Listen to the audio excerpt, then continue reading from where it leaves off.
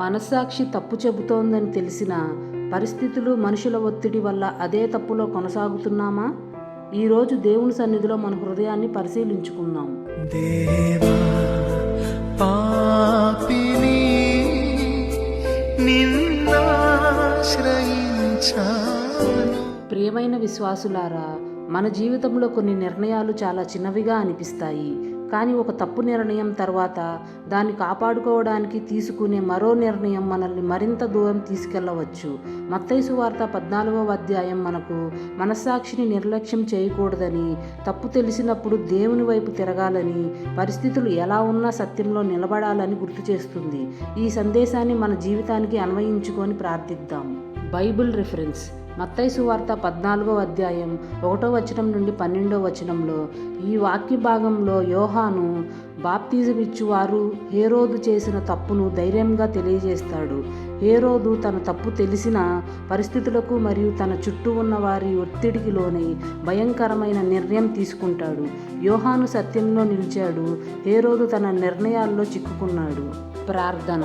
ప్రియమైన పరలోక తండ్రి, ఈరోజు నీ వాక్యాన్ని నా హృదయంలో ఉంచుకొని నీ సన్నిధికి వచ్చాను.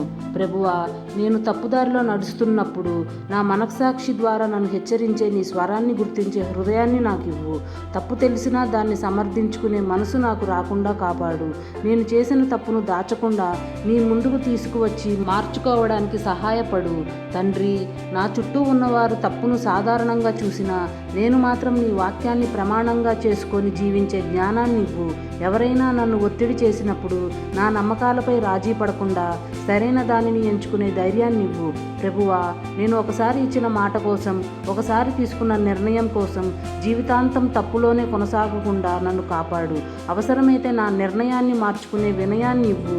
తప్పుదారిలో ముందుకు వెళ్ళడం కంటే సరైన దారిలో తిరిగి రావడమే గొప్పదని నాకు నేర్పు. యోహాను బాప్తిజం ఇచ్చి వారిలాగా సత్యం మాట్లాడటానికి మాత్రమే కాదు, సత్యం కోసం నిలబడటానికి కూడా నాకు ధైర్యం ఇవ్వు. నా భయాల కంటే నీ వాక్యం పెద్దదిగా ఉండాలి. నా పరిస్థితుల కంటే నీ చిత్తం గొప్పదిగా ఉండాలి. మనుషుల ఒత్తిడి కంటే నీ స్వరం నాకు స్పష్టంగా వినిపించాలి. ప్రభువా, నా హృదయంలో దాగి ఉన్న తప్పు అలవాట్లను, గర్వాన్ని, మొండితనాన్ని, దాచిపెట్టిన పాపాన్ని నాకు చూపించు. వాటిని వదిలిపెట్టి నీ వైపు తిరిగే కృపను నాకు ప్రసాదించు. ఎవరు చూడని చోట కూడా నేను నీకు నమ్మకంగా ఉండాలి. ఎవరు ప్రశంసించని సమయంలో కూడా నేను సరైనదే చెయ్యాలి.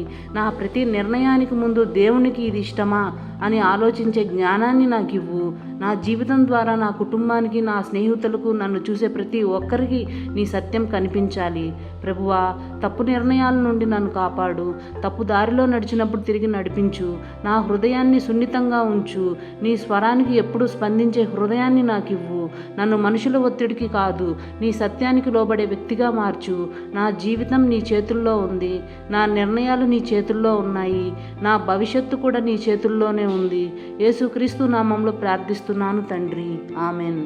ప్రియమైన విశ్వాసులారా, తప్పు తెలిసినప్పుడు దానిలో కొనసాగడం కాదు, దేవుని వైపు తిరిగి సరిచేసుకోవడమే నిజమైన జ్ఞానం. ఈరోజు మీ హృదయంలో కూడా ఒక నిర్ణయం తీసుకోండి.